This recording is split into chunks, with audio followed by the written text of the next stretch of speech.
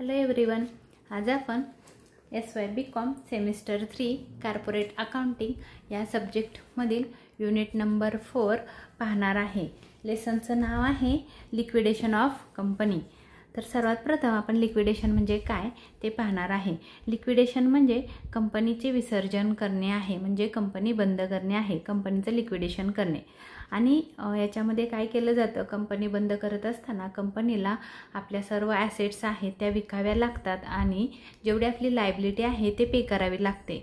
आणि लायबिलिटी पे करण्यासाठी आणि ॲसेट विकण्यासाठी कंपनी काय करते, एका लिक्विडेटर्सची अपॉइंटमेंट करते। लिक्विडेटर म्हणजे कोण, तर जो एक प्रकारे एजंटच आहे, तो कंपनीच्या ॲसेट्स विकण्याचं काम करतो आणि त्याच्या बदल्यात कंपनी त्याला रेम्युनरेशन देते। रेम्युनरेशन म्हणजे काय, तर त्याचं मानधन आहे किंवा कमिशन आहे, तर कमिशनलाच इथं आपण रेम्युनरेशन म्हणणार आहोत। आणि लिक्विडेटर म्हणजे कोण, तर एक प्रकारे तो एजंटच आहे, पण त्याला कंपनीचं विसर्जन करण्याचं काम आपण दिलेलं आहे आणि त्याला काय सांगितलेलं आहे की तू आमच्या एवढे ॲसेट विकून दे आणि आमची लायबिलिटी पण तू पेड करून दे, याच्या बदल्यात तुला आम्ही काय देणार आहे, रेम्युनरेशन देणार आहे। मग कंपनीचे ॲसेट विकण्याचं आणि लायबिलिटी पेड करण्याचं काम हा लिक्विडेटर करतो आणि लिक्विडेटरची अपॉइंटमेंट कंपनी करते। मग ह्याच्यामध्ये काय केलं जातं, कंपनीच्या ज्या पण ॲसेट आहेत त्या विकल्यानंतर जे पैसे येणार आहेत ते पैसे पे करताना एक ऑर्डर दिलेली असते, त्या ऑर्डरनीच आपल्याला पेमेंट करावं लागतं। आणि जसे आपल्याकडे ॲसेट विकून पैसे येतील म्हणजे त्या लिक्विडेटरकडे, तो लिक्विडेटर काय करतो, ह्या ऑर्डरप्रमाणे पेमेंट करतो। ही तुम्ही जेव्हा आन्सर फाइंड कराल तेव्हा ह्या ऑर्डरनीच तुम्हाला पेमेंट करायचं आहे। तुमची जी पेमेंट साईड असेल तर ती ह्या पद्धतीनंच असेल, हे तुम्हाला लक्षात ठेवायचं आहे किंवा लर्न करून ठेवायचं आहे। तर ऑर्डर ऑफ पेमेंट सर्वात प्रथम आपण लीगल चार्जेस पेड करतो। लीगल चार्जेस म्हणजे कंपनी विसर्जन करताना जेवढे पण कायदेशीर गोष्टींची पूर्तता करण्यासाठी जी वकिलाला किंवा जे लिगली असा जो खर्च येतो त्याला आपण लीगल चार्जेस म्हणतो। सर्वात प्रथम लिक्विडेटर काय करतो, लीगल चार्जेस पेड करतो। त्याच्यानंतर आहे लिक्विडेटर्स रेम्युनरेशन। जो लिक्विडेटर आहे ज्याची आपण अपॉइंटमेंट केलेली आहे ॲसेट विकण्यासाठी आणि लायबिलिटी पेड करण्यासाठी, त्याला आपण मानधन देतो किंवा त्याचं कमिशन त्याला देतो, त्याला म्हणतात लिक्विडेटर्स रेम्युनरेशन। 3 नंबरला आहे लिक्विडेशन एक्सपेन्सेस। लिक्विडेशन करताना कंपनीचं विसर्जन करताना किंवा कंपनी बंद करताना जी पण एखादी ॲसेट असेल आणि ती जर नादुरुस्त असेल, निकामी असेल, एखादी मोटार कार असेल, एखादी मशिनरी असेल आणि ती जर बंद असेल तर ती आपली विकली जाणार नाही, तर तिला काय करावं लागतं, आपल्याला दुरुस्त करून घ्यावी लागते। तो दुरुस्तीचा जो खर्च असतो त्याला लिक्विडेशन एक्सपेन्सेस असं म्हणतात। ते 3 नंबरला आपल्याला पेमेंट करायचं आहे। त्याच्यानंतर आहे 4 नंबरला प्रेफरन्शियल क्रेडिटर्स, म्हणजे अग्रहक्काचे देणेकरी आहेत।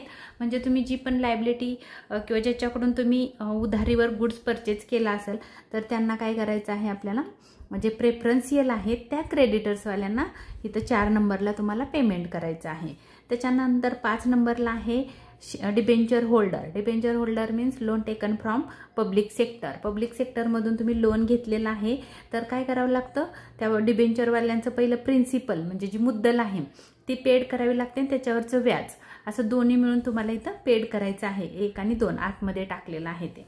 त्याच्यानंतर आहे 6 नंबरला अनसेक्युर्ड क्रेडिटर्स, म्हणजे विनातारण देणेकरी, की ज्यांच्यासाठी आपण कोणत्याही प्रकारचं कोणतीही ॲसेट गहाण ठेवली नाही किंवा मॉर्गेज केलेली नाही, त्याला म्हणतात अनसेक्युर्ड क्रेडिटर्स।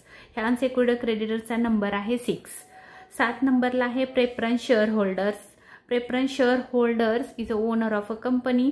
मग ह्यांचा जो नंबर आहे तो सगळ्यात शेवटी आहे। हे पहिले आपले जे वरचे देणेकरी 6 नंबरचे झाल्यानंतर जर पैसे राहिले तर आपण ह्या प्रेफरन्स शेअर होल्डरांना आणि इक्विटी शेअर होल्डरांना पेड करतो। तर ह्या जे शेअर होल्डर आहेत त्यातला पहिला क्रमांक असतो प्रेफरन्स शेअर होल्डरांचा। मग प्रेफरन्स शेअर होल्डरांना त्यांच्या प्रेफरन्सवर आपल्याला डिव्हिडंड पण द्यावा लागतो आणि त्यांचं कॅपिटल पण रिटर्न करावं लागतं।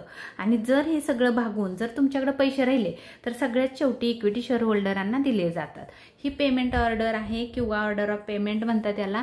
ही लर्न असल्याशिवाय तुम्हाला ह्या लेसन्सचे क्वेश्चन सॉल्व करता येणार नाहीत। तर सर्वात प्रथम तुम्ही काय करा, हे पेमेंट ऑफ ऑर्डर लर्न करून ठेवा। नेक्स्ट व्हिडिओमध्ये आपण क्वेश्चन कसे सॉल्व करायचे आहेत ते पाहणार आहोत। तर त्याच्यासाठी बघा हे एक मी तुम्हाला सॅम्पल दाखवते की आपला क्वेश्चन अशा प्रकारे एक क्वेश्चन अशा प्रकारचा असतो आणि आन्सर आपल्याला अशा पद्धतीनं तयार करावं लागतं. तर ही तुमची पेमेंट ऑर्डर आहे. ही अशी तुम्हाला पेमेंट ऑर्डर तयार करावी लागते. ह्या पद्धतीनं द्यावं लागतं. आपल्या मनाने कसंही वरखाली करायचं नाही. जर पेमेंट ऑर्डर तुमची चुकली तर आन्सर तुमचं रॉंग येईल. तर ह्याच्यासाठी आपल्याला काय करायचं आहे की पेमेंट ऑर्डर लर्न केल्याशिवाय नेक्स्ट क्वेश्चन आपल्याला सॉल्व करता येणार नाही. तर माझा हा व्हिडिओ आवडला असेल तर लाईक करा, शेअर करा, सबस्क्राईब करायला विसरू नका. धन्यवाद.